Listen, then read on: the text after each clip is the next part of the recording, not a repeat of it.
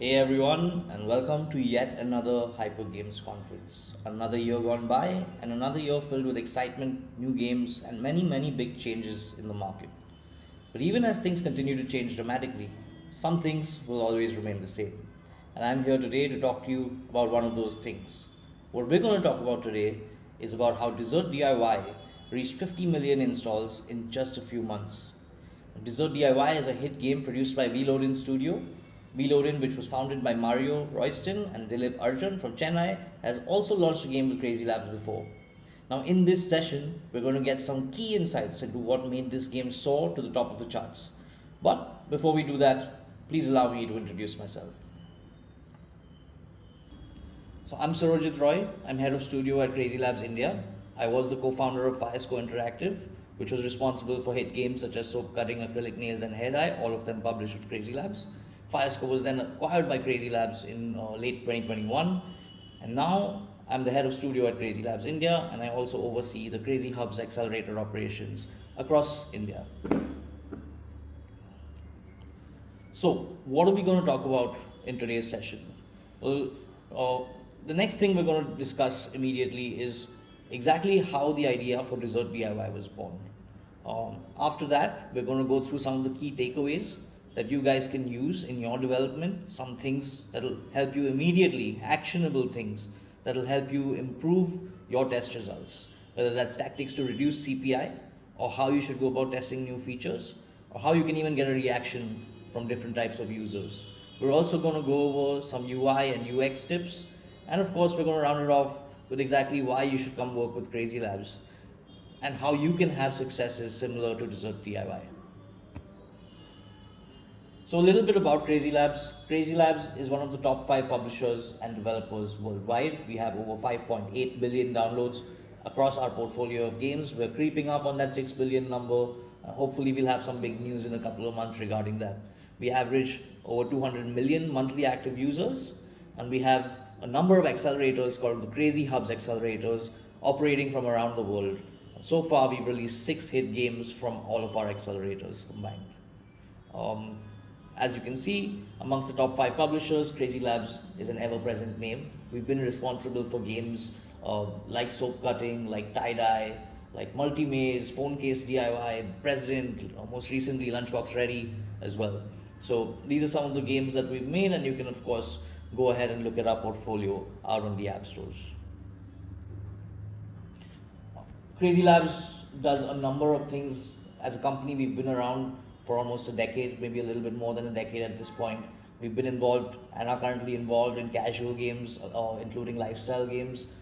These are games with deeper metas, titles that run for years, games that operate like services, massive monetization potential. Along with that, of course, CrazyLabs is also a hyper casual lab. We have for a number of years now pursued hyper casual as a publishing strategy and will continue to do so. But going forward, like some of the changes I was mentioning in the industry, we are also going to be seeing changes in our approach to the market. And one of the things that we're going to be addressing in the coming months and years is the hybrid casual genre. And what is hybrid casual? Of course, a lot of you have your own definitions, and some of you already know what it is. But basically, it's kind of a middle ground between casual and hyper. We take games with mass appeal, but we also build strong meta and high retention into these games. So that is CrazyLabs as a whole, and these are the verticals that we're pursuing as of today. So what is the publishing process like with CrazyLabs? Well, if you are familiar with hypercasual and have launched or worked in the hypercasual space for some time, then you will know that you always begin your production cycle with ideation and creation of a prototype. We run a CPI test, which used to be a CTR test back in the day, but you basically run a CPI test. You run a retention test if your CPI is good. If your retention and your CPI are great at that point, then you're going to go ahead, put ads into the game, and test the game for scale. Of course, if you pass the scale test and your average revenue per user is strong, you can tell that the game is going to be profitable. If that happens, we can take the game to a full launch, from which point on we'll start running live ops on the game and actually try and tweak the numbers and try and optimize the revenue that we're all making from that successful game. So this is an overview of the publishing process. Um, and I think it gives you a good idea of how quickly a game can actually make it from ideation to launch. And we'll go through some of those timelines with Dessert DIY in the following slides as well. So, how was the idea born exactly? So, Dessert DIY is a simulation game where the player makes different types of desserts like ice creams, popsicles, cones, even waffles. Customers are entering the shop and they're leaving either happy or sad depending on what kind of dessert you made for them and whether you gave them what they were looking for or not. Now, the game integrates a number of different mechanics like tapping, drag and drop, swiping, and each of these mechanics is used to do a different number of activities within each step in each level in the game. The inspiration for the game itself came from a social media trend of a person chopping ice cream on a cold stone. You can see that in this video. And furthermore, since DIY is always trending, we decided to go in the DIY direction where the player can combine ingredients and syrups to create their own ice cream flavor. And at a later stage of development, to further improve the game's day 1, day 7, and ARPU, we expanded the dessert offering to not just ice cream. Once we started seeing success with this, we doubled down, attacked multiple factors, including adding new mechanics, animations, metagame, levels, and other features to be able to improve the numbers that we were seeing. Now, the combination of all of these factors helped improve the playtime, retention, day 1, day 3, and day 7. The level funnel significantly improved. Interstitials and RV impressions were going up, RV as in rewarded video, and all of this ultimately helped increase our ARPU and allowed us to scale profitably to a point where we were able to reach the number 1 spot in 46 countries. So, what are the key takeaways that we can take from Dessert DIY and we can apply them to some of our other games, or that you can apply them to some of your games? And we're going to go through some of the takeaways from our production process, from our learnings, from our publishing and our iterations, and we're going to try and transfer them to you so you can apply these little pointers into your games and help reduce your CPI or increase your ARPU or just help your game get to launch faster. So I'm going to take you through 2 of the CPI videos that we made for Dessert DIY. The first one that you're going to see is the first video that we produced for the game and that ran CPI. And I'm just going to play the video for you. We asked for cookies. We want strawberry drink.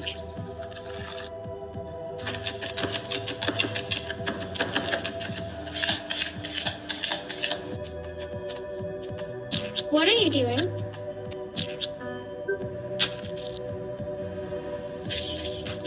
Get me the manager now. Come on. Where is my ice cream?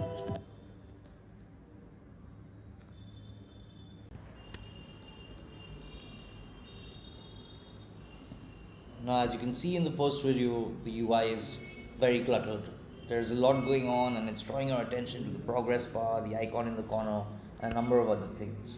So that's one of the things to really look at and keep in mind. Plus, the order of things happening in the video is something that we'll discuss when we look at the next video. So you can see from the video that the UI is much cleaner. It's significantly improved from the previous video. The icons in the previous ad were also removed. We used a very solid clean background to reduce the noise and focus the player on the action. So now the ad is much more clean and focused and your attention is drawn to the right places, which is the gameplay area, the satisfying effects, the beautiful desserts that you see on the screen. We also capture the player's attention by starting off exactly in alignment with the YouTube trend, where the scraping is moved to the beginning of the ad. You know, the scraping of the blocks that you see here, it isn't in the beginning of the ad in the first video, but we moved it to the beginning because that's how most of the YouTube videos begin in the reference trend that we were looking at. And so when we did that, we immediately saw a direct impact in the clicks that we were receiving on the ad and therefore the CPI. We also changed the camera view to match the same angle as you would see in the YouTube video. So these are the things that we did which had a direct impact on CPI pretty much in the next iteration of the CPI video itself. And these are tips that you can use. I think these tips are extremely universal and you can take them on to your CPI tests and improve the CPI in your games as well. So um, there's something to be said about doing about testing features in your games before you actually add them into the final game. And with Dessert DIY, this is something that we ended up experimenting with, and it worked wonders for us. What we noticed is that adding gross elements like bugs, cockroaches, poop, etc., into the creative ads caused the KPIs to soar. That means the CPIs dropped significantly, but something else happened as well, and I'll get into that. We went ahead with the knowledge that if the gross stuff is working in the videos, then what is going to happen if we actually put it into the games? Because we've never actually gone ahead and done that. And so what we did was all the gross things like bugs, cockroaches, grasshoppers, etc., that were working in the CPI videos, we actually went and made gameplay and levels around those elements. And what happened is that this significantly impacted the performance of the game overall. It improved all of our KPIs, and ultimately the game was able to reach over 50 million downloads within just a few months. This is why in some cases we recommend testing a new feature for your game through the creative first. And if it proves successful, that is, it reaches positive KPIs, then the feature can be added to gameplay. It's a great way to very quickly go out and test a feature, see if the market likes it or relates to it or clicks on it. And if they do, you can definitely go ahead and add those features in your games.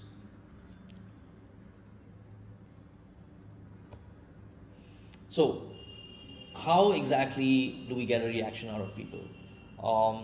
And this is something that's common to not just the games industry, but across industries, whether you're talking about e-commerce, fashion, makeup, or whatever. To get people to take some kind of action, you need to push their buttons a little bit. You need to try and get a reaction out of them. And by doing things that are unexpected, that are unusual, that are appalling in some cases, or surprising, or something that is not expected at all, something that is taboo. These are the types of things that actually draw a reaction. And when thinking of ideas for getting a reaction, I think it's important to focus on concepts revolving around humor and also disgust. Some of the things you'll see in some of the most popular CPI videos, the most successful CPI tests that have run for big games, you will notice that a lot of them include humor and include disgust as part of the content of the video itself. So it's something that is used to draw a reaction out of people. We're not saying it works 100% of the time or that every game should try it, but in some cases, in a lot of cases actually, these are the types of things that do work. They do draw a reaction, they get people engaged by whatever you've shown them. As long as it draws that reaction, it has a higher chance of drawing a click and therefore an install. And that has the chance of lowering your CPI. So another small trick that you can use, that you can try, and I'm pretty sure that you will see immediate results with things like this. And today I'm telling you it's humor and disgust, and tomorrow it might be something else. So keep an eye on what are those experiments that you can try to kind of give your videos a different vibe, so that they will draw a reaction from the users that we're showing the ads to. There are also a number of small but very critical changes to user interface and user experience that you can make that can have, again, a big impact on the game's performance across the board, whether we're talking CPI, retention, the entire game itself. And so I think one of the key tips I can give you is to examine Top Chart's games, and you can find inspiration across the games that you see repeatedly in the top charts, especially from the top publishers. I can take you through one example. Would be a game like Sushi Roll. It is one of our competitors' games, but it can give you great insights into a number of different elements that you can incorporate into your game. You can look at the visuals, the sound effects, the haptics, how frequently they happen, how easy and difficult the levels are, and you can try and bring these elements into your game. And obviously different games incorporate these features in different ways. So of course a car racing game will incorporate haptics very differently from how, say, a Dessert DIY would or a Sushi Roll would. But it's important to play this vast range of genres that exist in hyper casual today to try and understand how you could possibly bring in some of those elements into your game. And like I said, it doesn't have to apply directly into your game, but it might give you inspiration into how to best make use of certain elements and features available to us to make a better game and to give the user a better experience. And getting these small details correct can turn a mediocre game into a top chart hit game. Um the other thing is to integrate attractive and lively tutorials and try not to do tutorials with text or with static images. Like in Desert DIY, you'll see across the game that we've used animations and tutorial hands, and you almost say they're almost GIF like tutorials to show the player what they're actually supposed to do. So, this is something that's super important, and I can't stress this enough. These 2 points are quite commonly overlooked by most developers, by most inexperienced or even some experienced studios, I would say, especially in the CPI phase. So I would say that putting that extra effort into these small elements can significantly improve your numbers and can improve the production quality of your games, your portfolio, and everything that's associated with it. So I would highly advise all studios to focus on this in the early stages. And it's something that has already helped us a number of times before, and I'm pretty sure we'll see it continue to help us. And all the points I just mentioned, I think can really take your games and take your tests definitely 1, 2, or 3 steps further. And the last point is to integrate positive emojis, reactions, adding happy, smiling, or even negative emojis sometimes when required can really help the player receive the gratification they require to continue playing the game. And that gratification can again enhance the user's experience so significantly that it can leave a direct impact on your KPIs and your games. So, try out these tips, and I'm again, like I said, you will definitely see the impact in your test results immediately. And within 3 months of iterating, changing things around, trying all of these different experiments that led to all of the learnings that I shared with you today, we were able to bring Desert DIY to this magnificent milestone of 50 million downloads. It's available now. If you haven't played the game yet, I would advise you to go try it out. Not only as just a great game to play, but also as a great learning experience to learn from the things that were done in this game to take it to the next level and bring it to the top charts. And like I said before, it was a very challenging game to build. It was a very challenging game to get out there and get to the top charts. And it's one of those things where it may or may not have happened, but because we iterated so much, because we experimented so much and tried a number of different things, it's the only reason that this game was able to launch and actually make it out into the market as a successful top charts hit.